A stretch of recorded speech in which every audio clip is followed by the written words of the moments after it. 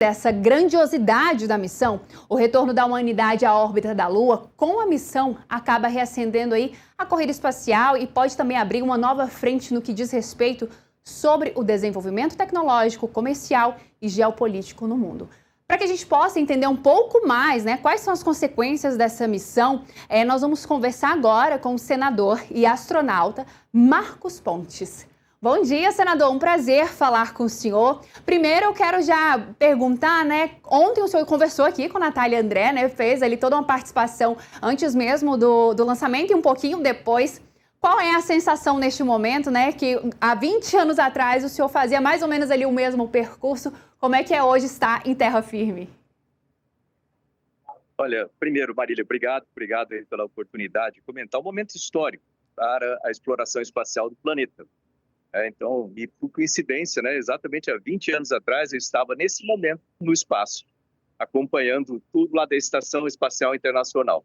Você vê que durante muito tempo nós permanecemos, nós que eu digo a humanidade, nós permanecemos na órbita do planeta, ou seja, na órbita baixa que a gente chama, que é a Estação Espacial, com 400 quilômetros de altitude. E desde aquela época lá, em 1972, quando foi o último voo da Apollo 17, à Lua, nenhum ser humano tinha ido tão distante. Agora, com essa missão do Artemis 2, nós temos de novo o regresso à órbita da Lua. E no início dessas operações do Artemis, que é um programa grande, o Brasil faz parte.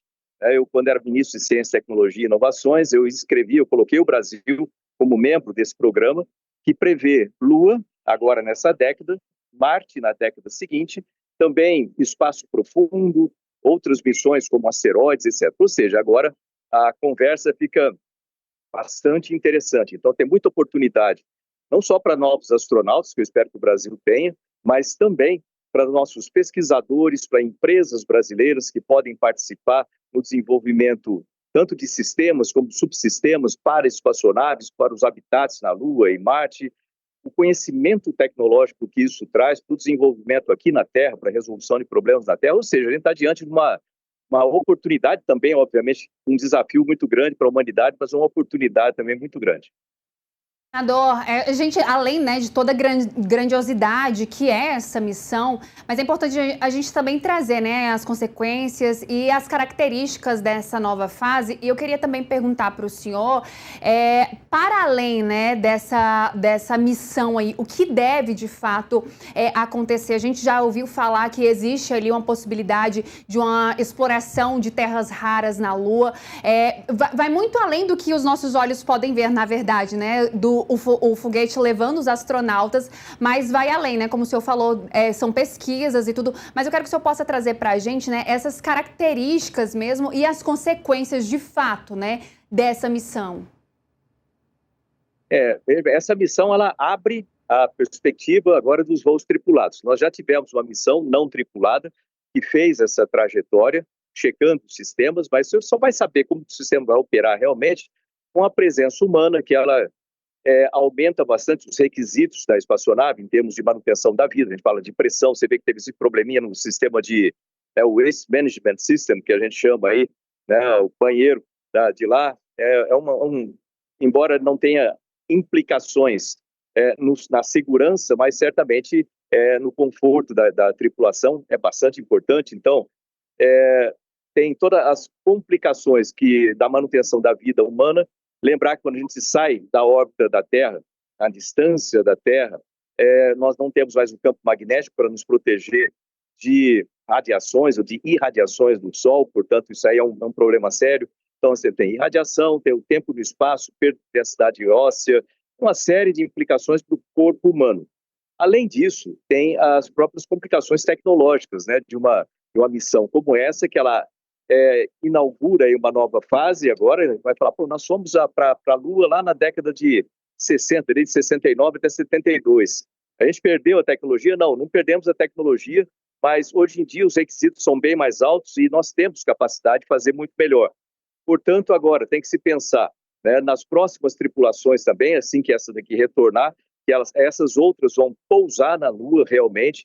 E aí você tem toda a questão dos equipamentos para atividade extraveicular, o traje para ficar na superfície da Lua. Lembrar que as características da Lua são muito inóspitas para o ser humano, tanto em termos de pressão, ou seja, não tem pressão, não tem um campo magnético para proteção, a gravidade é mais baixa, um sexto da gravidade da Terra, o solo da Lua ele é muito fino, ele entra nos equipamentos também, então tem toda essa preparação. E a gente vai conhecer muita coisa da Lua, que a gente não sabe ainda, agora com a participação humana por mais tempo na superfície da Lua. Então tem muita coisa de descobrir lá. Como você falou, produção, né, no solo da Lua, você tem a possibilidade de produção de energia com hélio 3, isso é uma coisa que exige uma tecnologia grande, principalmente para transferir essa energia para cá, para a Terra, mas se a gente conseguir resolver isso, nós vamos resolver um problema seríssimo de energia aqui para a Terra como um todo. Além disso, todo esse conhecimento aplicado e desenvolvido na Lua vai nos permitir também viagens para Marte, que é um desafio ainda maior por causa da distância e também as características do planeta, mas com tudo isso aí é uma mudança de paradigma para o ser humano como um todo, para a humanidade. Então, como o Neil falou lá atrás, né, um pequeno passo para um homem, um grande passo, um grande salto para a humanidade, de fato, agora nós estamos dando um salto gigantesco para a humanidade. Senador, eu sei que o senhor está aí quase embarcando também, mas não para ficar tantos dias fora, né? O senhor chega ainda hoje. Mas eu queria só fazer mais uma perguntinha. Eu gostaria de saber, né, de alguma forma, essa missão que saiu ontem e que deve voltar na próxima sexta-feira aqui para a Terra, ela pode beneficiar de alguma forma o Brasil? E se sim, qual é? Sim, sem dúvida. É porque ela inicia essas operações. Veja bem que nós temos na tripulação do Artemis 2 a primeira pessoa não americana a estar numa órbita, ou melhor, estar numa missão além da órbita baixa da Terra. Isso é um ponto importante. Eu ainda sonho em ter outros astronautas no Brasil, eu ainda sonho em voltar ao espaço, devo voltar também ao espaço, continuo, né, à disposição, mas é importante que inicia esse programa no qual o Brasil faz parte. Então, eu vejo aí oportunidades muito grandes para as nossas empresas, startups, desenvolvimento de novas tecnologias para o Brasil, né?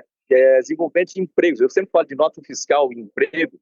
Isso é importante, que com isso nós vamos poder ter startups, empresas já estabelecidas participando também do programa, os nossos pesquisadores, os nossos estudantes, e no final das contas vai ser também uma motivação, uma inspiração muito grande para os nossos jovens, para participarem de programas de ciência e tecnologia, desenvolverem suas carreiras em ciência e tecnologia, e daqui para frente, não se iluda, o futuro é tecnologia.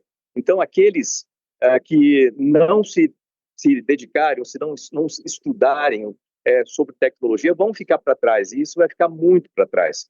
Portanto, também é um incentivo para os nossos jovens aí, que eu vivo falando. Eu gostaria também de ressaltar uma coisa, né? Desculpa prolongar, mas lembre que tem uma mulher nessa tripulação. E nós precisamos de mais meninas da ciência, mais mulheres participando no setor de ciência e tecnologia. O Brasil ainda tem um percentual muito baixo, aliás, o mundo inteiro o percentual é baixo, a gente precisa ter mais participação das mulheres.